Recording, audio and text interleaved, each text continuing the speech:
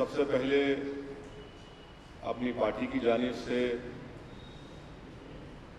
उन तमाम हाजियों को पुरसा देना चाहता हूं जो कल जो हादसा हुआ मक्का में हरम शरीफ में क्रेन गिरने से। मेरे अल्लाह से दुआ है कि अल्लाह सुब्हाना ताला उन तमाम की शहादत को कबूल फरमाए, उनको मग़फ़िरत दे, और जो ज़ख्मी हैं उनको अल्लाह जल्द सेहतयाब कर दे। दूसरी बात यह है कि MIM पार्टी ने ये फैसला लिया है कि बिहार में जनाब अख्तर ईमान साहब MIM पार्टी के प्रेसिडेंट होंगे। अख्तर ईमान साहब बिहार में MIM पार्टी के प्रेसिडेंट होंगे। दूसरी बात यह है कि MIM पार्टी ने फैसला लिया है कि इंशाअल्लाह हम इलेक्शन में हिस्सा लेंगे, और MIM पार्टी इलेक्शन में बिहार में सिर्फ सीमांचल के इलाके में इलेक्शन लड़ेगी।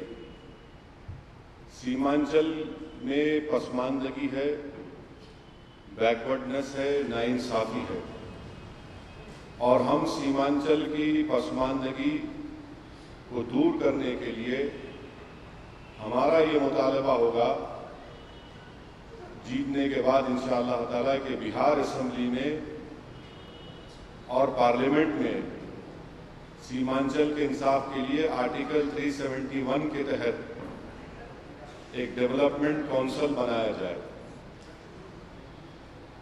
ये MIM पार्टी का फैसला है और यही बातें मुझे आप तक कहना था। अंग्रेजी में बोलो, इंग्लिश में। The MIM party has decided to make Mr. Akhtarul Iman the president of MIM of Bihar state. The MIM party will contest in the assembly elections. The MIM party will put up candidates in Seemanchal region, and we would like the overall development of Seemanchal, which is not only backward but is under development over there. And our main demand and focus would be that on the lines of Article 371, a regional development council must be formed for the overall development of Seemanchal region. This is what the MIM party has decided, and if you have any questions to ask, I am willing to answer them.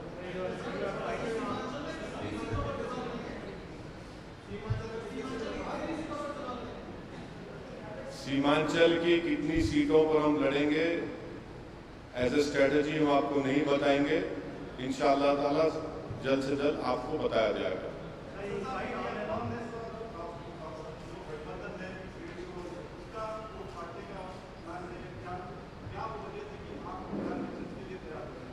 नहीं, हिंदुस्तान की जमहूरियत में जब हम नागा से peace accord कर सकते हैं और उनसे कहेंगे कि आप हथियार फेंककर जमहूरियत में हिस्सा लीजिए, तो MIM पार्टी तो डेमोक्रेटिक प्रोसेस में भरोसा करने वाली है।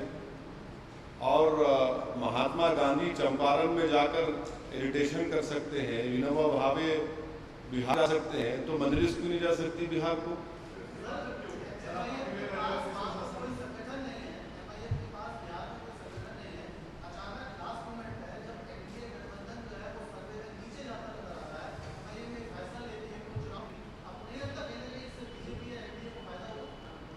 सीमांचल में हम सिर्फ सीमांचल के 4 जिलों में इलेक्शन लड़ेंगे या सीमांचल के रीजन में इलेक्शन लड़ेंगे।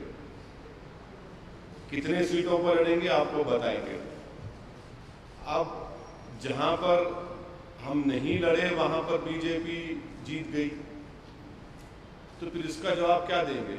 अभी दिल्ली यूनिवर्सिटी का रिजल्ट आया, ABVP स्वीप कर गई, इसका क्या जवाब है? जी, no, there is no pre-poll alliance. We'll be having no pre-poll alliance, इंशाल्लाह। नहीं, हम अपनी पार्टी की तरफ से अपने कैंडिडेट्स को खड़ा करेंगे और हम लड़ेंगे।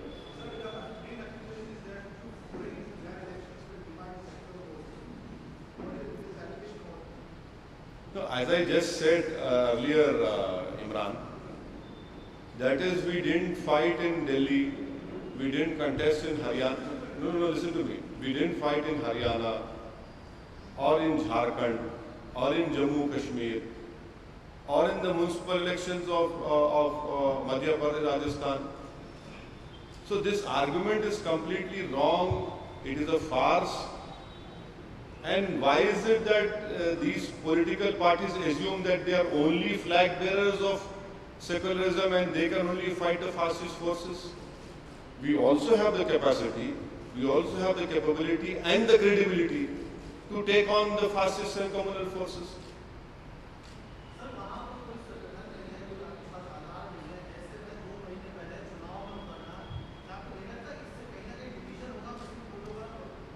संजय तिवारी साहब, घोड़ा मैदान आगे है, देख लिया जाएगा। अभी से कितना संगठन है, कितना क्या है, ये तो अब मैदान सामने है, आपको पता चल जाएगा इंशाअल्लाह ताला। संगठन ये मत समझिए कि हम संगठन नहीं बना रहे थे वहां पर, आपको बता नहीं रहे थे, ये अलग बात है। आप मेरे से सवाल पूरे हो गए? हाँ, उनसे नहीं, डेवलपमेंट कमेटी के 371 के तहत हम मुतालबा करें, आर्टिकल 371 के तहत।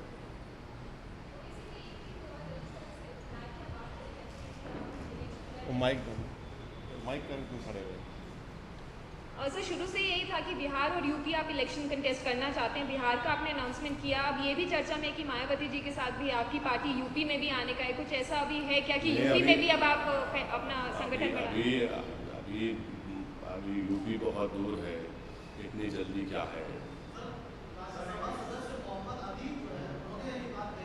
अदीब साहब जो है वो खुद पार्टी बनाए थे, अपनी पार्टी बनाकर लड़के हार गए वो। और अदीब साहब की बड़ी इज्जत के साथ कहना पड़ेगा कि मेरे ख्याल से कुछ बहुत ही कम वोट लिया अदीब साहब, मैं उनकी इज्जत करता हूँ। अब ज़्यादा नहीं बोलना चाहता।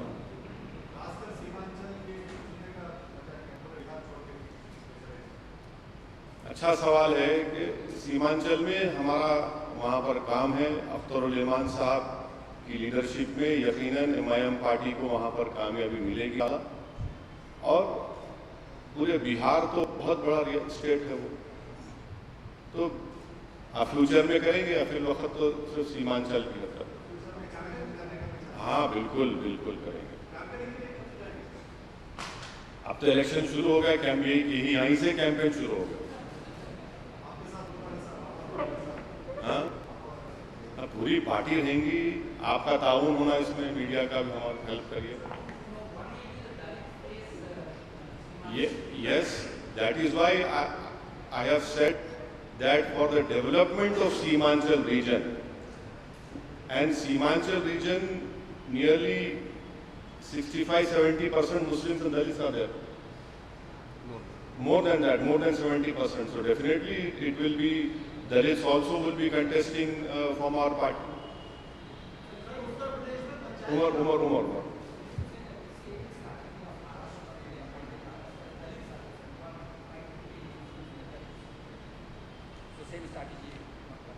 Of course, this is our innermost desire, our ethos that the Muslims and Dalits should come together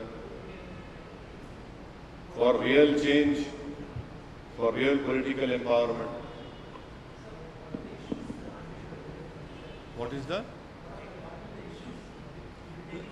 The issues is the injustice to Seemanchal itself is a huge issue. The underdevelopment of Seemanchal is a huge issue. And Seemanchal injustice has been done to Seemanchal Congress by RJD, by Nitish and by BJP as well. Everyone has been the cause of underdevelopment of Seemanchal. And that is why if you see, you people have widely reported about child labor being transported, after taking them to state home, being sent back to Bihar. Majority are from Seemanchal region. This in itself clearly shows that there is so much of abject poverty over there. So this is what we'll be focusing on the underdevelopment, injustice of Seemanchal and how to develop Seemanchal and to ensure that a regional development council takes place under Article 371 of the Constitution.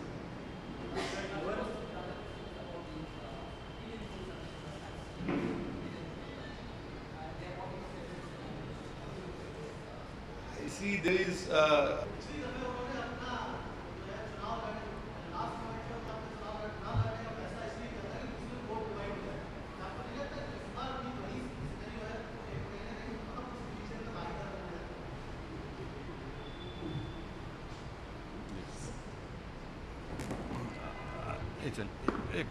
हाँ जी जनाब, car जो है चुनाव के हवाले करने का फैसला किया था उसके दो खास वजूहात थी। एक वजह तो ये थी कि वहाँ पर ऐसे लोग खड़े थे फिरकाप्रस्त पार्टियों से कि जिन लोगों ने किशनगंज की गंगा जमनी तहजीब और हिंदू और मुसलमानों के मोहब्बत को बड़ा नुकसान पहुँचाया था।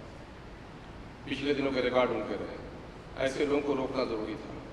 और दूसरी बात ये थी कि खुद जो जदयू के पूरे ज़िला की जो कमेटी थी उसके 90% अफराद बीजेपी के हाथों में बिक चुके थे। और जब इसकी खबर दी गई उनके मुखिया को तो उन्होंने इस पर कोई तवज्जो नहीं दी। तो एक अंदेशा ये भी हुआ कि कहीं न कहीं इन लोगों के दरमियान में कोई आपसी मुफाहमत है। तो ऐसे वक्त में किशनगंज के जो वहाँ के हालात हैं उसको सामने रखते हुए हमने फैसला लिया।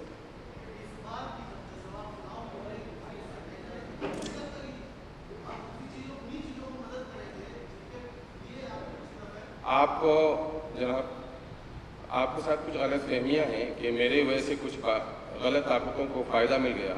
मुझसे पहले 2 मरहले के इलेक्शन हो चुके थे, उनका नतीजा आपके सामने में होगा। जिन लोगों की हमदर्दी में आप बात कर रहे हैं उनका खाता तक नहीं खुल पाया था। लेकिन जब मैंने ये फैसला लिया तो सीमांचल की उस पूरी पट्टी में दलितों का और अक़लियतों का एक मुत्तहदा फैसला हुआ। आप सुपौल से लेकर के मधेपुरा तक, अररिया से लेकर किशनगंज तक और फिर पूर्णिया और कटिहार से लेकर भागलपुर तक का फैसला मेरे इस फैसले के बाद तब्दील हुआ था, जिससे सेकुलरिज्म को बड़ा फायदा पहुंचा।